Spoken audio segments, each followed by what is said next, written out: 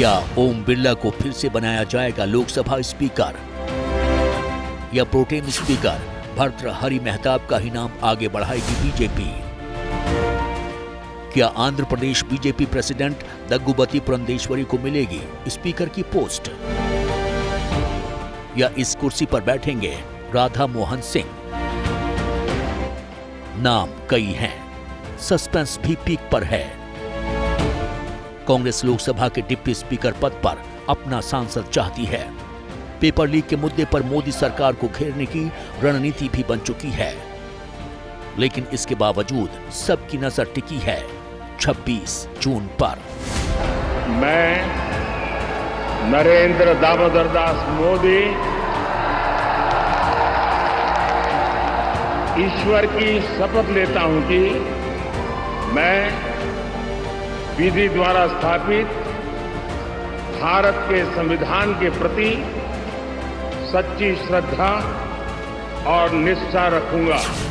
देश की नई संसद नई सरकार के नए सत्र के लिए तैयार है। कल 18वीं लोकसभा का पहला सत्र है। शुरुआत के 2 दिन 24 और 25 जून तो नए सांसदों को शपथ दिलाने में चले जाएंगे और फिर आएगी वो तारीख जब देश को पता चलेगा लोकसभा स्पीकर का नाम। सवाल है कि आखिर लोकसभा स्पीकर की पोस्ट कितनी पावरफुल होती है। बीजेपी हर हाल में इस कुर्सी पर अपना सांसद क्यों बैठाना चाहती है? कांग्रेस को स्पीकर पद के लिए टीडीपी क्यों पसंद आ रही है? इन सारे सवालों का जवाब आज हम तलाशेंगे। संविधान के जानकार और राजनीति के विश्लेषकों से ये सवाल पूछेंगे, लेकिन उससे पहले जान लीजिए कि कल जब 18वीं लोकसभा का पहला सत्र शुरू होगा तो क्या होगा।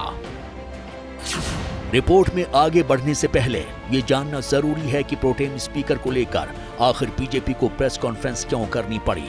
दरअसल 18वीं लोकसभा में बीजेपी सांसद भर्तृहरि मेहताब को प्रोटेम स्पीकर चुना गया है। ये चुनाव राष्ट्रपति द्रौपदी मुर्मू ने संविधान के अनुच्छेद 95(1) के तहत किया, लेकिन नाम का ऐलान होते ही विपक्ष भड़क गया। विपक्ष की दलील है कि कटक से चुनकर आए भर्तृहरि मेहताब सिर्फ 7 बार के लोकसभा सांसद हैं, जबकि केरल की मवेलीकारा सीट से चुनकर आए के सुरेश 8वीं बार सांसद बने हैं। इसलिए वरिष्ठता के आधार पर उन्हें प्रोटेम स्पीकर बनाया जाना चाहिए। कांग्रेस ने भर्तृहरि मेहताब को प्रोटेम स्पीकर बनाए जाने पर परंपरा तोड़ने का आरोप लगाया, तो बीजेपी ने कुछ फैक्ट्स के साथ पलटवार किया। As far as Mr. K. Suresh is concerned, he has only served 8 non-consecutive terms. एक साथ मिलाकर के 8 टर्म नहीं बनता है। कहीं भी यहाँ पर परंपरा टूट नहीं रही है। 2004 में कांग्रेस पार्टी ने किस प्रकार से इस परंपरा को तोड़ा था। किरण रिजिजू साहब जो हमारे पार्लियामेंट्री अफेयर्स मिनिस्टर हैं, उनको नीचा दिखाने के लिए जिस प्रकार का ये प्रयत्न किया जा रहा है, कुलछित प्रयत्न कांग्रेस पार्टी द्वारा, the 18th Lok Sabha is not going to pardon the Congress party. Protem speaker पर कांग्रेस और बीजेपी की भ्रंत बता रही है कि इस सत्र में हंगामा और विरोध खूब हो सकता है। और अभी तो कांग्रेस इंतजार कर रही है कि 26 जून को लोकसभा स्पीकर के लिए बीजेपी कौन सा नाम आगे बढ़ाती है। माना जा रहा है कि मीटिंग और मंथन के बाद बीजेपी ने वो नाम तय कर लिया है। बेशक नरेंद्र मोदी का बतौर पीएम ये 30वां टर्म है, लेकिन पहली बार बीजेपी अपने दम पर बहुमत से दूर है।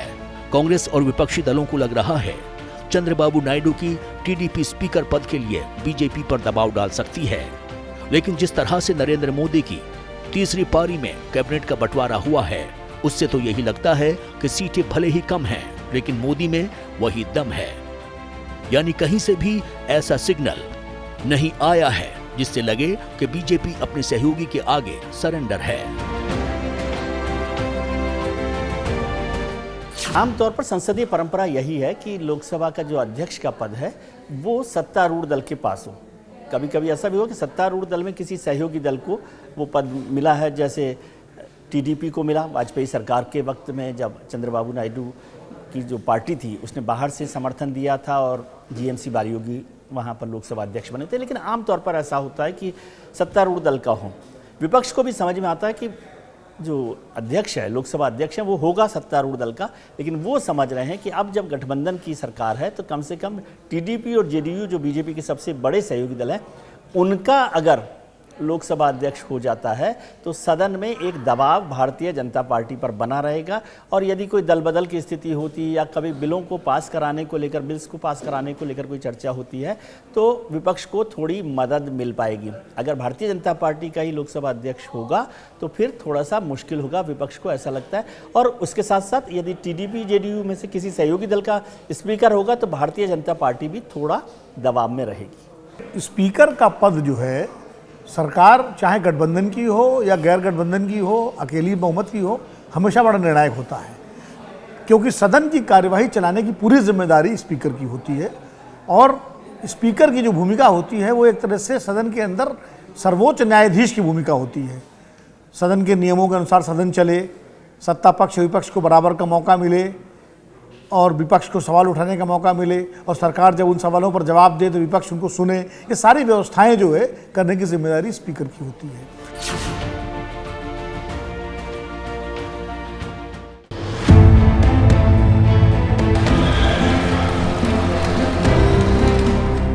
गणेश वासुदेव मावलंकर, हुकुम सिंह और सोमनाथ चैटर्जी। जानते हैं इन तीन राजनीतिक शख्सियतों में क्या कॉमन है? आजाद भारत के इतिहास में यही वो तीन नाम हैं जो प्रोटेम स्पीकर बने और फिर लोकसभा स्पीकर भी बने। यानी अगर बीजेपी ने भर्तृहरि मेहताब का नाम आगे बढ़ाया तो वो स्पीकर पोस्ट पर बैठने वाले चौथे प्रोटेम स्पीकर होंगे। तो क्या बीजेपी ने भर्तृहरि मेहताब का ही नाम चुना है, या फिर 26 जून को फिर से चौंकाएगी बीजेपी जब पीएम नरेंद्र मोदी स्पीकर के नाम का प्रस्ताव रखेंगे? उधर डिप्टी स्पीकर की पोस्ट के लिए भी कांग्रेस ने बड़ी प्लानिंग कर रखी है। प्लान के बारे में जानने से पहले एक नजर अतीत पर डालनी जरूरी है। दरअसल 2014 में यानी मोदी सरकार के पहले कार्यकाल में बीजेपी ने स्पीकर की पोस्ट अपने पास रखी। सुमित्रा महाजन स्पीकर बनी और डिप्टी स्पीकर की पोस्ट एआईएडीएमके के एम थंबीदुरई को दी गई। 2019 में बीजेपी का बहुमत बढ़ा, लेकिन डिप्टी स्पीकर की पोस्ट किसी को नहीं दी गई और ओम बिरला स्पीकर बने। इस बार कांग्रेस डिप्टी स्पीकर की पोस्ट मांग रही है। तो फिर ही परंपरा क्यों दूंगी? ये इनसिक्योरिटी क्यों है भारतीय जनता पार्टी के अंदर? फर्क सिर्फ इतना है कि 8 वाले को बनाते तो कांग्रेस का होता मुख्य विरोधी दल को, 7 वाले को आपने बना दिया तो वो आपका अपना है, भारतीय जनता पार्टी है। ये क्यों हो रहा है? ये क्यों मान्य परंपराएं तोड़ी जा रही? तर्क बेबुनियाद है संसदीय कार्य मंत्री जी, परंपराओं के खिलाफ है और दर्शाता है लोकतंत्र नहीं, आपको लोकतंत्र में तानाशाही चाहिए। और अगर कांग्रेस को किसी लीडर को डिप्टी स्पीकर की पोस्ट नहीं दी गई तो विपक्ष स्पीकर के पद के लिए अपना प्रत्याशी खड़ा कर सकता है, जो कि आजाद भारत में पहली बार होगा। ऐसे में आपके लिए ये जानना जरूरी है कि आखिर लोकसभा स्पीकर की पोस्ट इतनी अहम क्यों है।